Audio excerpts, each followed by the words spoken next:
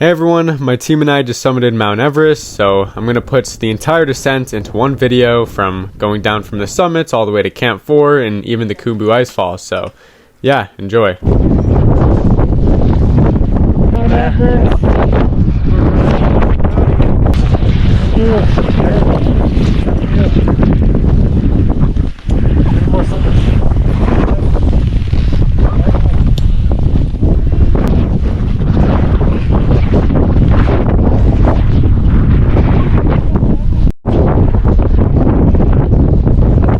So currently this is my Sherpa and I walking down the summit's ridge, just right next to the summit. It's pretty flat, then we're going to get onto the Hillary Step.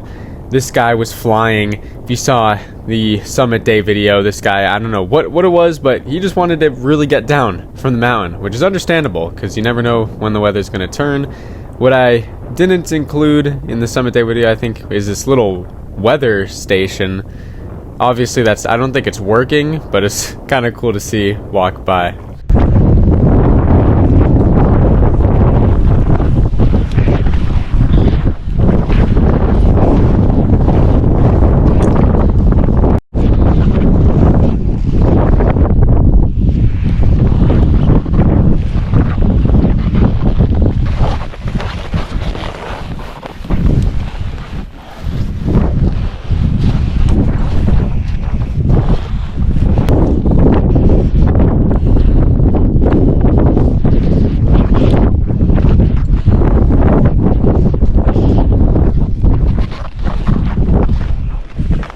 So here we are getting on the iconic Hillary Step. We're about to have to pass people, be really careful doing so.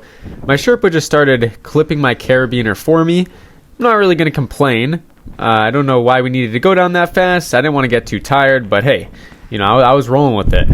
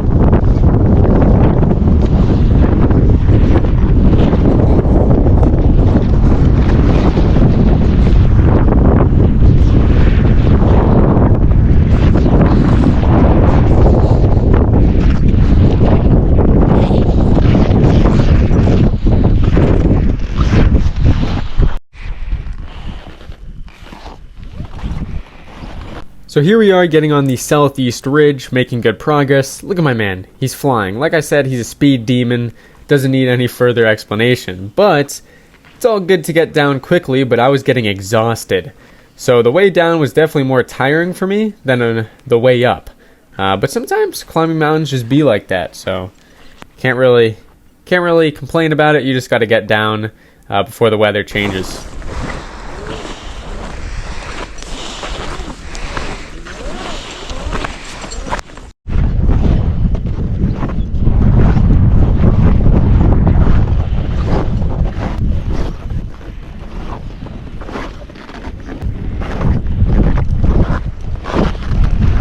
Made it back to Camp 4 successfully. That's a summit right there. All the way from there. Honestly, coming down was harder than going up. Whew. Our work here is done. Just have to go down there now. Let's go, baby. So this was the day after we had summited. We rested at Camp 4 for the rest of the day. It's a lot more clear now. We're just taking up our tents and everything like that. And you can see how much emptier Camp 4 is now compared to when we initially got there. And yeah, now we just had to head down the mountain. Currently around 9 a.m. Saying goodbye to Everest. Heading back down towards that way. Camp 4 looking prime right now. So nice. Not a lot of people. If only we had these views yesterday, but that's all right. It was a good day. Time to go home. So that was a joke. Camp 4 was not looking in its prime. Because we had left and, well, even gotten here after most of the teams had already summited, we got to see the byproduct of that. So that's a lot of trash, a lot of stuff, a lot of broken down tents just left here by companies that just don't really care.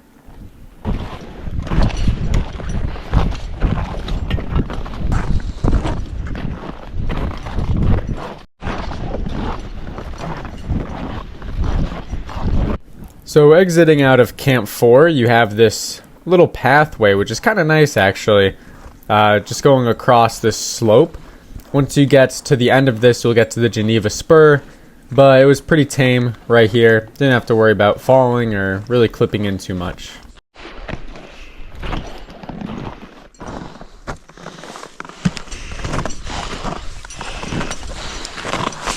Once we got to the Geneva Spur, there was a nice line here. This kind of built up, not because there's a lot of people necessarily, but because some people were pretty exhausted, I'm assuming, and needed to actually rappel down the spur. Usually we'll just arm wrap it, but if you're really tired and you don't trust yourself, then you should probably rappel.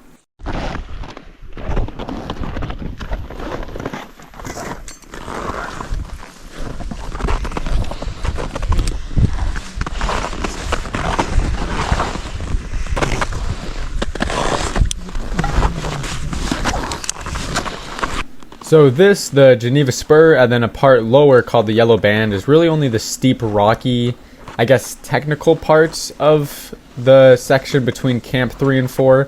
But really, it's just taking it easy. We have one carabiner in currently, not two, just for efficiency. We're all feeling strong. I think we did two later, but really just holding onto the rope, creating friction to stop us from falling, and then just really making sure to watch where we're placing our feet. And if we end up falling, that carabiner that you see attached to the rope is going to catch on an anchor and save us.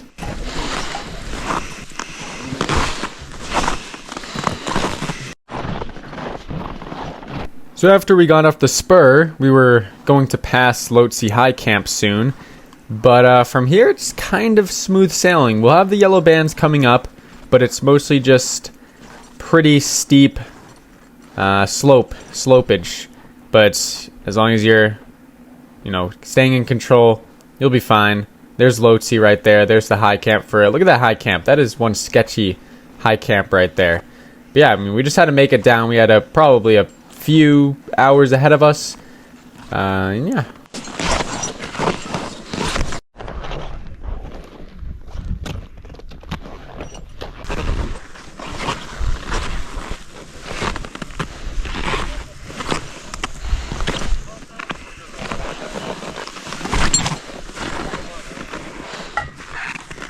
So what I was pointing to right there was the yellow band. So you get onto these rocks here. They're all made out of limestone, and it looks like a yellow band if you're looking at Everest from afar. But it's a little bit of a technical part of the climb. It gets a little bit steep lower, but the main annoying part about it is that it's rock and not snow. So when you're digging your crampons into the rock, they don't actually dig in. So you really have to be careful where you step, and it could be a little bit tedious at times, especially because once you get lower here, you'll see in a second, it's pretty steep, so it creates some lines.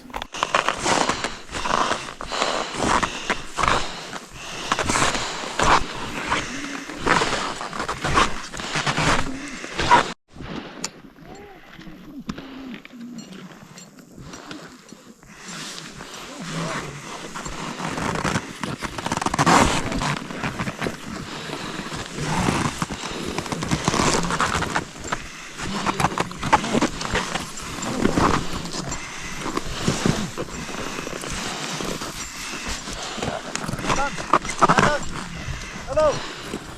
Come slowly, smoothly, come. Calm down.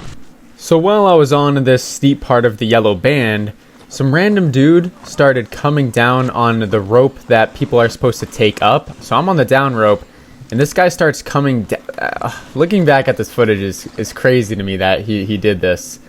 I don't know why he was in a rush, and it's really dangerous to be doing that. I felt like he was going to step on my face with crampons, so now I'm rushing to get off of it, and it was just a whole scenario. Oh my gosh, it was awful.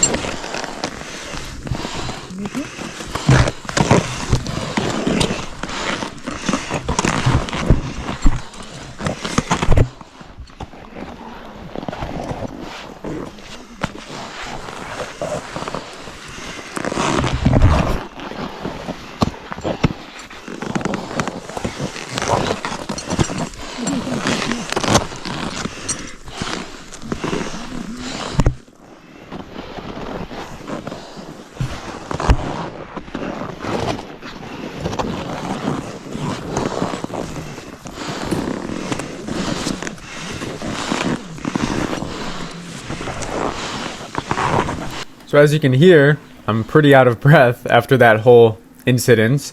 I mean, I had to lock in. That was just looking at that footage now. Thought it was crazy in the moments, but that guy was really on top of me, and he just did not need to be. So that's one thing you should not do, especially on Everest at, what are we, 26,000 feet right now.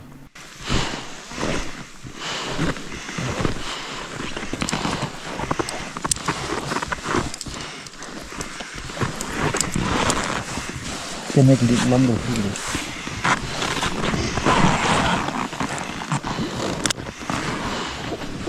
There's all the way up there, yellow band. You can see all the people up there. Should just be able to get over this little ridge. Camp 3 will be there. It's freaking hot.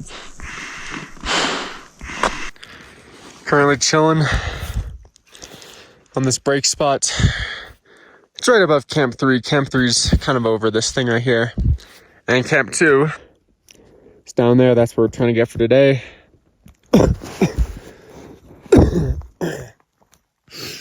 We came all the way from up there. You can kind of see we were behind that corner. That's the Geneva Spur. And boom. People coming up. We're also up there, South Summit, so it's making our way down. It is hot out. It's like I'm dying, but we'll get down, stay hydrated, and from here it's just the Khumbu Icefall. Then we're home. So yeah. There's Camp 3. Almost there. And we gotta go down more. We'll take a break there. A nice one.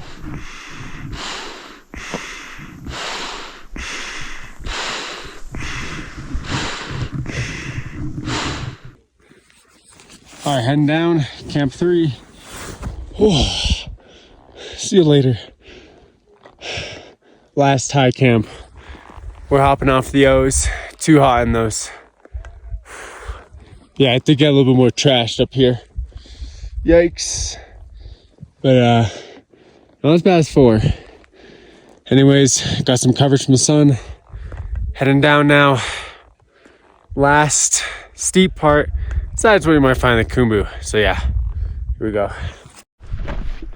So I'd rolled into Camp 3, took a break, and now we are heading down the Lhotse face, right below Camp 3. This is going to put us on a flat part at the very end of it, which will lead us to Camp 2. So really we're just trying to get down to that. Still feeling good, can make it down. And this is the last big hill.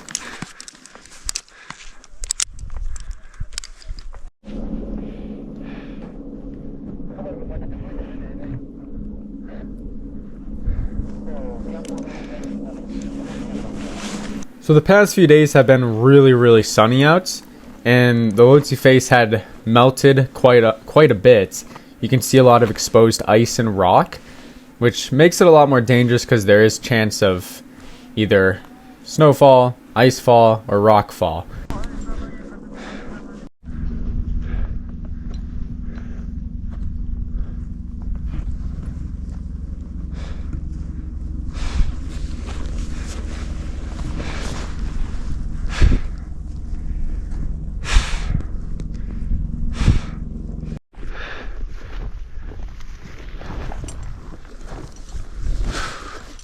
Hopping off the Lhotse face here. Whew. Feels good to not have the mask on anymore. Still carrying the bottle though. Here's the crack. Not so fast, buddy. And the Lhotse face is gonna end right there. I never really captured this corner well, but this is the entrance to the Lhotse face right here. This is gonna bring you all the way to Camp 3 and 4. And the Bergstrand is right here. A little technical, but then it's pretty much completely flat to Camp 2.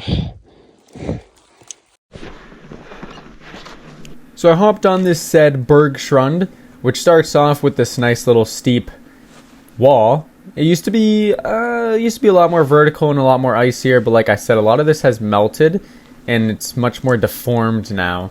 I liked it more the first time. It was a little bit more fun. Now it's a little bit unpredictable, and I don't know, you can't really trust the snow sometimes, but you're just moving along these fixed lines, trying to get down this last technical part.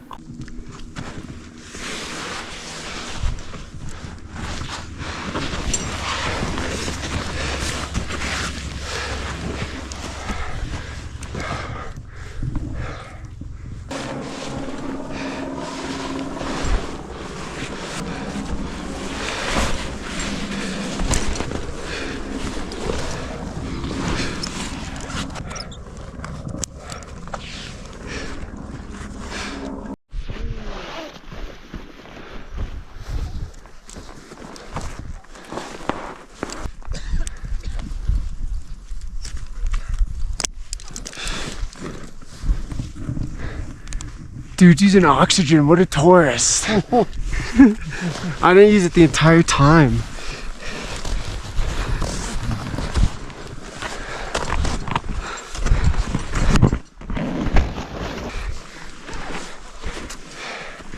So with that, we were off the entire Lhotse face, and now we are in this big kind of plateau. A little bit of slopage, but nothing really too crazy, all the way to Camp 2.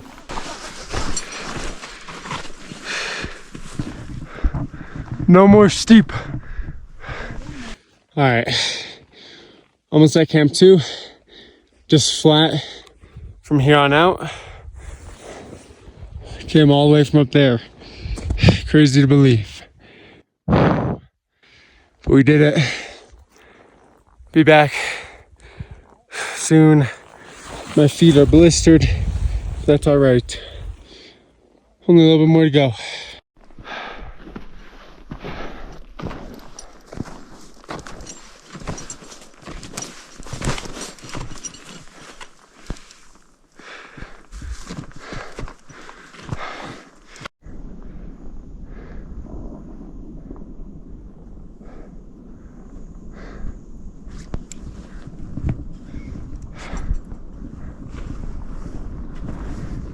Holy fuck.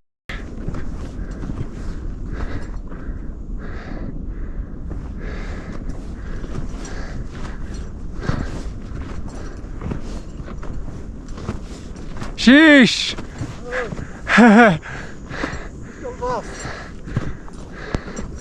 We're safe.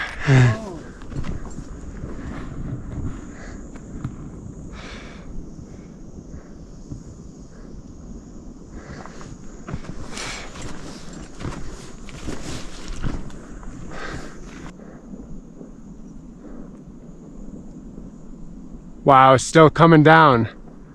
Oh, jeez. What the frick?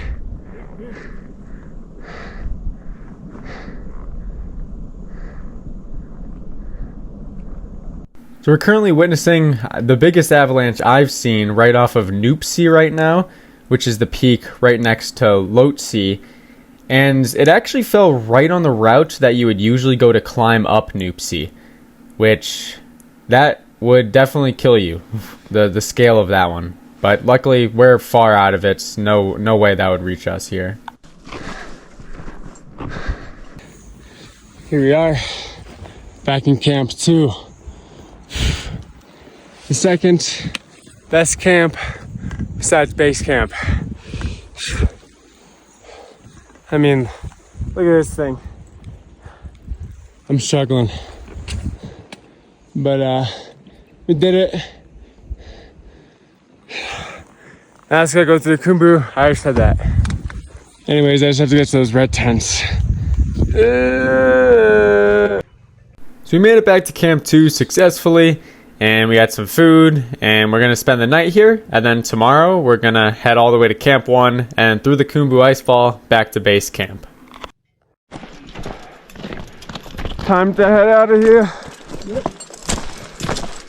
And boom, it's the next day now, day 42. We're heading out of Camp 2. We got Furba right in front of us, and we're feeling good today. We're going to get through the Khumbu Icefall, and we're finally going to be back to base camp where there's Wi-Fi, and we'll be reunited with society. So yeah.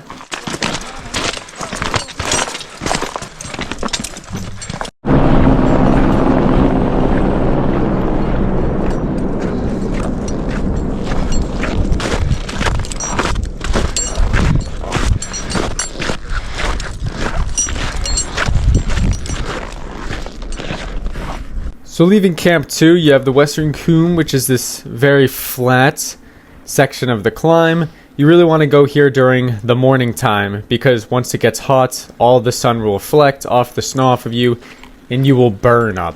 I mean, the back of my throat got sunburned from breathing through my mouth, the upper part of my nose, everything. It is brutal, so we're trying to get through this as fast as we can. Just left Camp 2, back there. Now we're in the Western Cwm, all the way to Camp 1. Pretty flat, chill till we get there. And then we head into the Khumbu. Here we go. Heading down. This dude tall and per usual.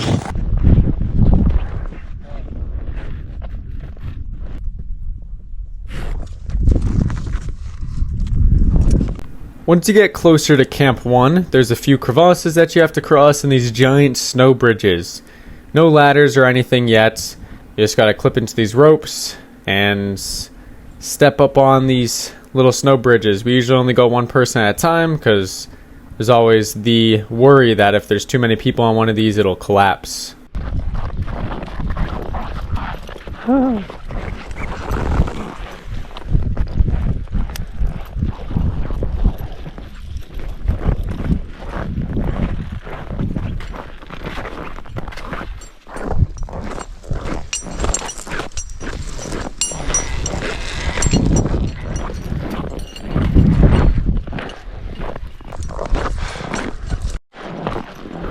Now the sun had come out. Good timing. We were just entering Camp 1 right now. You can barely even tell that's Camp 1 down there because, well, it's not really the most popular camp to begin with, and everybody was pretty much gone by now. So yeah, we were just gonna fly past this. First we had to get down this hill here, which me and Furba didn't have our crampons on. So we were kinda walking a little bit quick down this to keep our momentum. This is where our camp once was. It's a ghost town here now. Couple left tents. Bag over there. Nothing. We once lived here. Camp 1. Entering the Khumbu.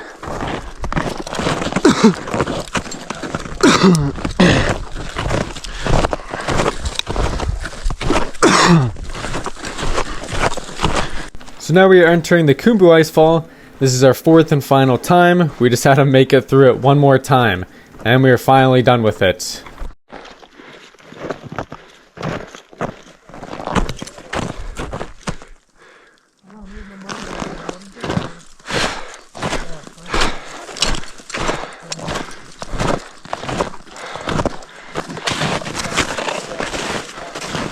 Alright, we're hearing word. We got something sketchy here.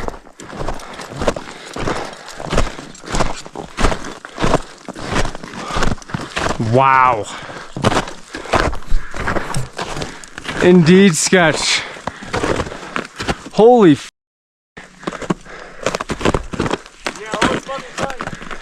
Get it, man. Oh my. Holy. This is what happens at the end of the season. The glacier melts.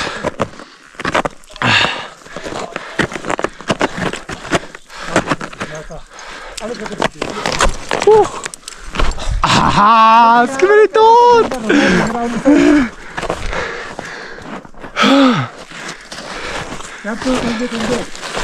So if this was earlier in the season, there would definitely be a ladder there, but pretty much everybody has left, so nobody cares about the ice fall anymore. But yeah, basically those cracks are just going to open up once it warms up and really widen. So that was sketchy, especially when we have, I had probably 45 pounds on my back. So not only was there that massive crack, there's also the tower hanging above it, waiting to collapse. Yes. Sketch. Upward.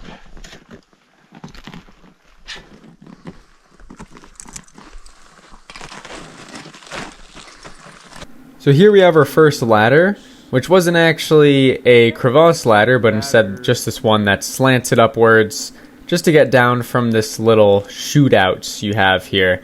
And it really wasn't into the snow. You can see it's not even touching the top of it, so it was kind of difficult to get on. It looks like it's defying gravity. How even... Bruh.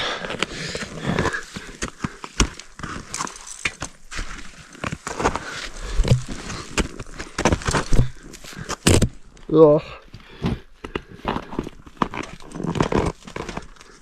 There we go. Good as new.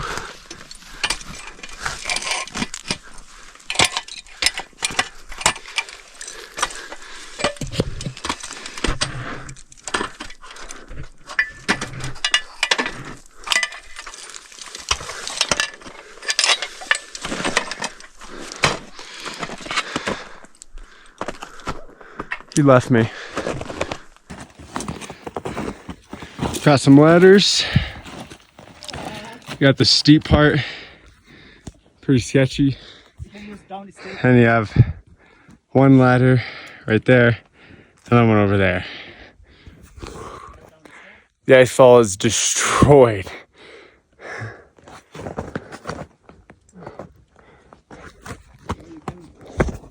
Dropping in.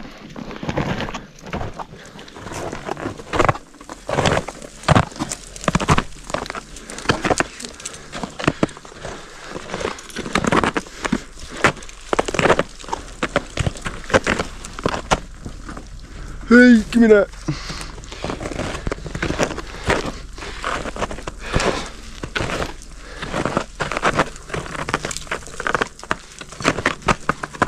Woo. You're that down step. Wow.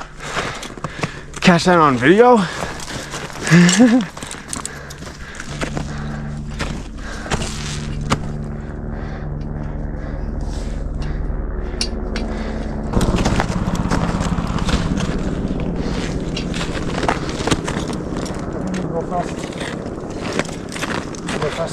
Me? Yeah.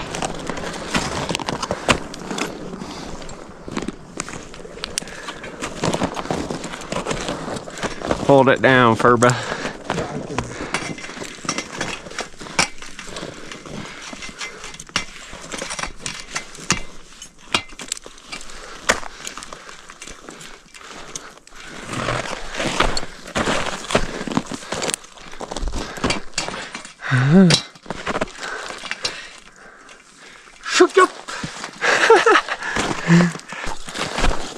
So we weren't done with the ladders though. We had another one coming right up.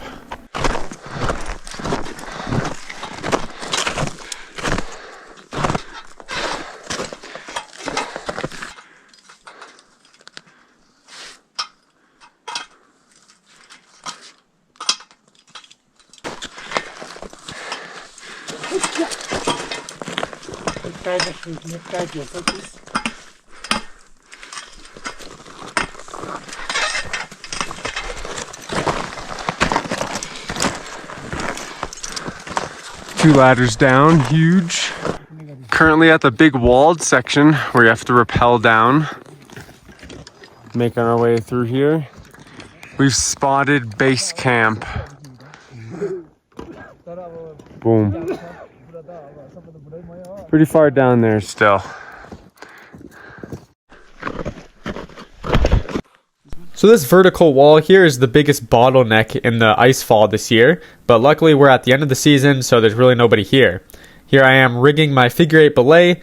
Essentially, as the rope goes through this 8 belay here, if I hold onto the rope, it's going to create tension and I'm not going to go down. But if I let go of the rope, it's going to give me enough slack so that I can actually lean back into the rope and go down this. So really it's just a lot of tension being created on the rope. It allows me to go down safely and slowly and can watch where I place my feet. Yes.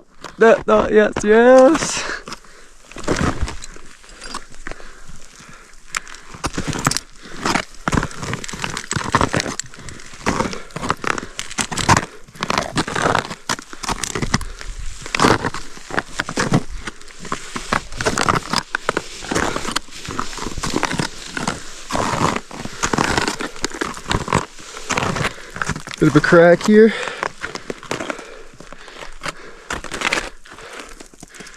Around.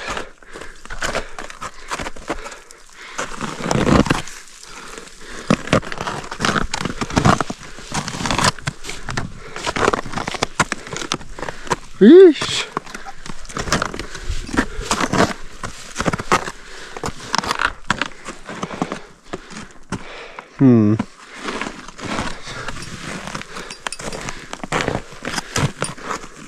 Might as well go all the way. Oh. Wow. I didn't even know that could happen. So right there, my safety carabiner, which was on the rope, which would go down to an anchor if you were to fall, ended up going through my figure 8 belay because it was it's a big pear-shaped one that I find it easy to work with when I have mittens on, but it ended up going through that and it jostled me a little bit. But anyways, we got to the bottom of this, pulling out the slack out of the rope so Furba can go down now. And yeah, we are finally done with this vertical wall. I really don't like the big vertical crack at the bottom, especially because the rope just kind of goes into it. So, I mean, if your figure 8 blade failed, there'd be nothing really stopping you from just sending off into that thing. But yeah, we were finally done with it. Bam.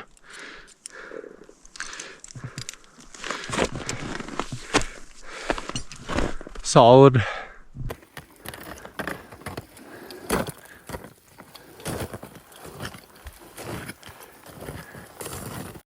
Right after the wall, you have another ladder that comes right up. Only one rope on the side this time, and a lot of it's melted, so you got to be a little bit careful here.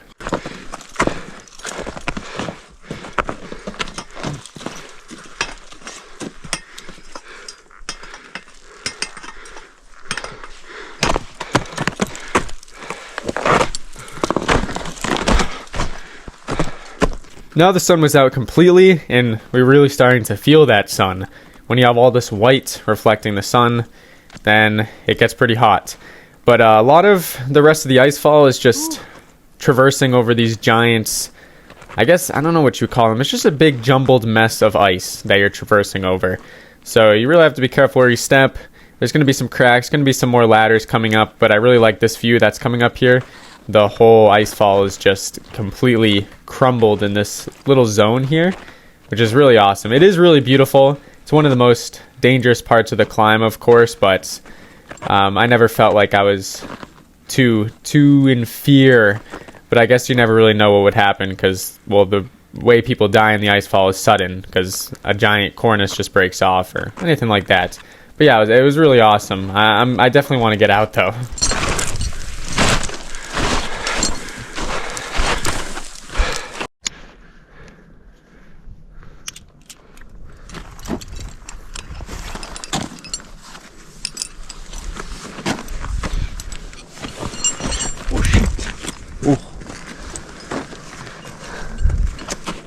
So there was two different routes we could have taken here. One was a normal route, and then one was this really sketchy rappel.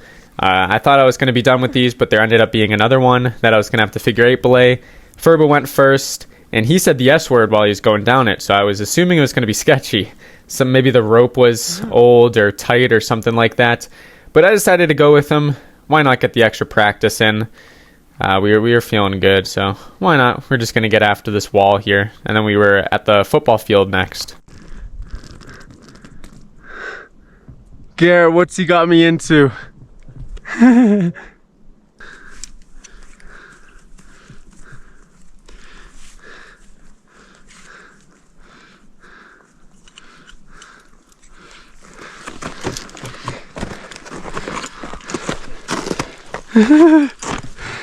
You know it's sketchy when Furba's going down and says, "Oh shit."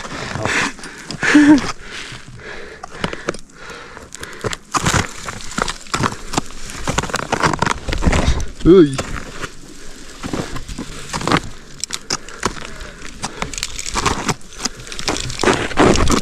Hey.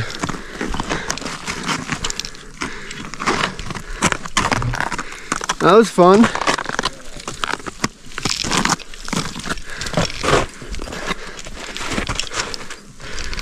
Not my proudest rappel.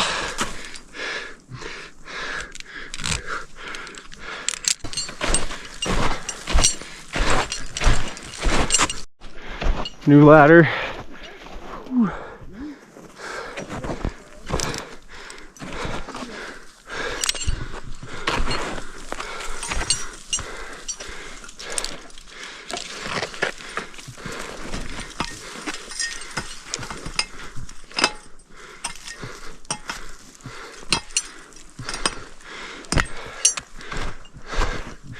Clean.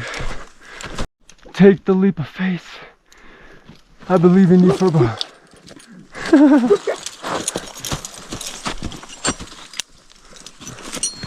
Shit. Ooh. You can't. Shit.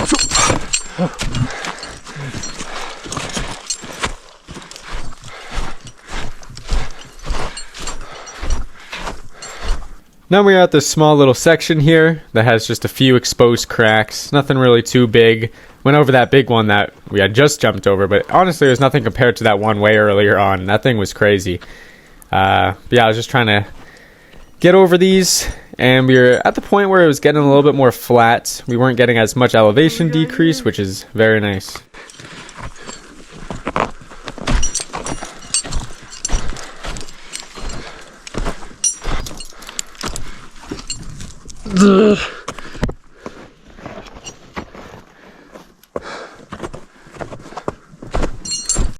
Another one.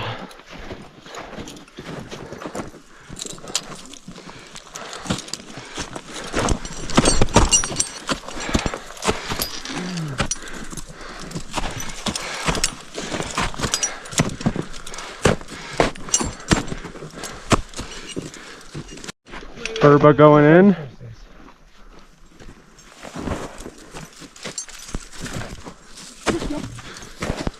No problem. So here we are at one of those classic going down, and then there's just a giant crack. There's a good few of these in the ice fall.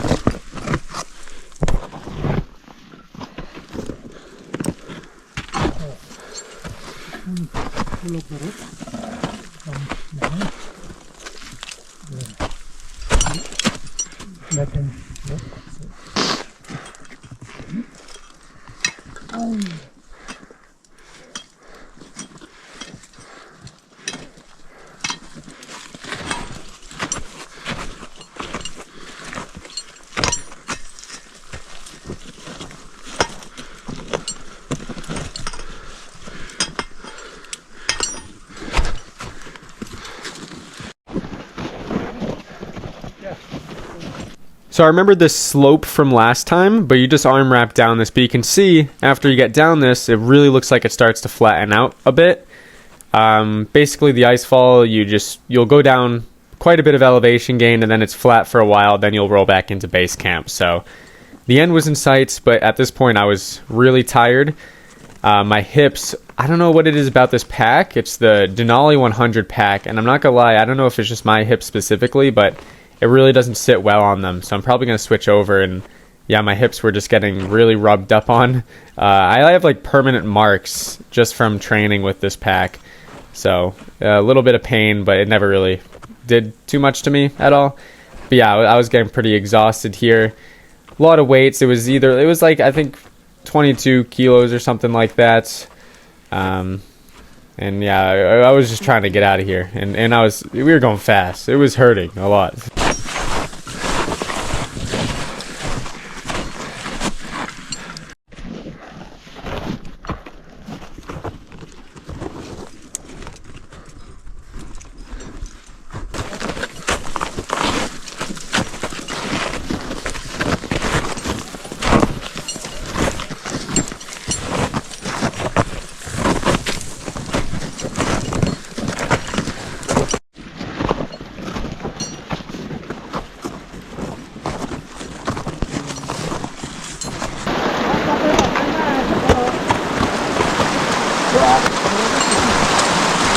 So that water you just saw in the previous clip was iced up completely on the way up, and now it's melted.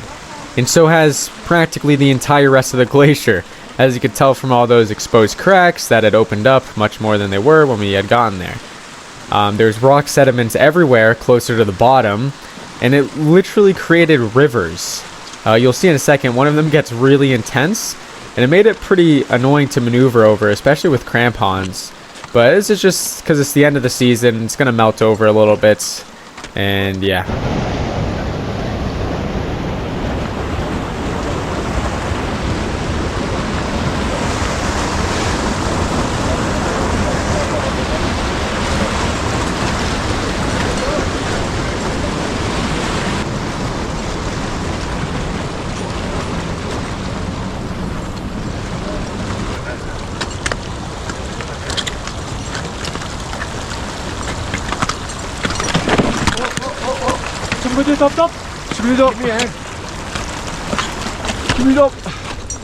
Luckily for us, this river was kind of the last obstacle before we were pretty much out of the ice fall, which was very nice to know.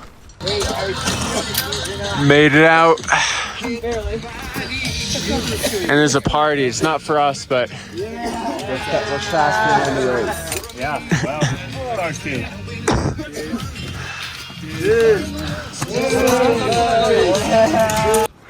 waste disposed of. Leave no trace. Leave no trace. All right, everybody. Made it back to base camp. Settled back in right by the ice fall. And as you can see, it's changed a lot here. All this ice, see those rocks right there? Used to be ice. Used to have these big dome tents. Now there's really just a few companies left, ours included. I was with Madison Mountaineering. They ran a bit of a later expedition, so we're still here. Probably going to fly out by helicopter. Helicopters pick up right there. They fly out. We'll do that tomorrow morning, most likely. Because I already did the trek out, okay? Day 27, I did the trek out already. So, yeah, it's honestly kind of sad seeing what used to be all bustling. It's now kind of all gone again. But yeah, it is an actual wasteland out here. But anyways, because we're not going down anymore, flying out tomorrow, that concludes the descent and the whole Mount Everest expedition. So just want to say thanks, because I post these videos literally to this channel. I had a video that had like 300 views, and people decided to watch it. So I don't know, I guess I just posted these videos. People liked them. I had literal like snot on my face half of the videos, and people still watch them. I was rambling most of the time. Main reason I made these was just so I could inspire like maybe 10 people. That's all that really held any value to me. But it turned into something a little bit bigger than that, which is pretty cool. I'm just going to keep doing that same thing, posting whatever. I love doing hard stuff. I love following a disciplined lifestyle. I'm going to keep posting about that, hopefully encourage some more of you to follow along or, you know, do it with me. it's always more fun doing this together. So definitely not going to stop climbing. Going to do much more climbs. Climbing is the funnest thing. I'm so glad I found this like a year and 4 months ago. I kid you not.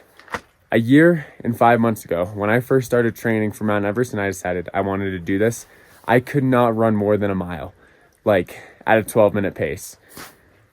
My life has completely changed since I've started training for mountains, Mount Everest.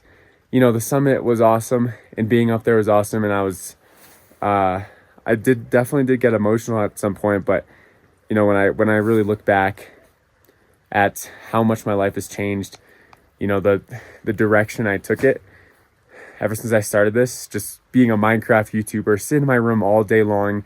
I was pretty overweight. I couldn't even, like I said, run a mile to where I am now. That's where the true fulfillment, purpose comes in. So I'm just going to keep doing that however I do on this channel and really post it. I don't really try on these videos. I just post whatever, and you know what resonates with people, what doesn't is whatever. So yeah, I just want to say thank you. I just also wanted to shout out Garrett Madison. He's the leader of this expedition. Phenomenal guy. If you're ever into climbing, he does expeditions all around the world, Ecuador, Argentina, pretty much all the 7 summits. I highly recommend him. Great leader. Also shout out Alan Arnett, my coach. I would have definitely been deterred from doing any of this if I didn't email him one day and say, I want you to train me for Mount Everest. I knew nothing. Like I said, I was just some stupid 18-year-old, 17-year-old. No, 18-year-old. I don't remember, but he took me into his arms. So that was pretty awesome. And yeah, that's going to end it for this. I'm going to be posting more videos for sure. So stay tuned for those. Subscribe if you haven't, and follow me on Instagram if you want as well. I post some stuff there, some exclusive content. No, I'm kidding. This is farewell for now. I'll probably be posting in like a week, to be honest. I don't know.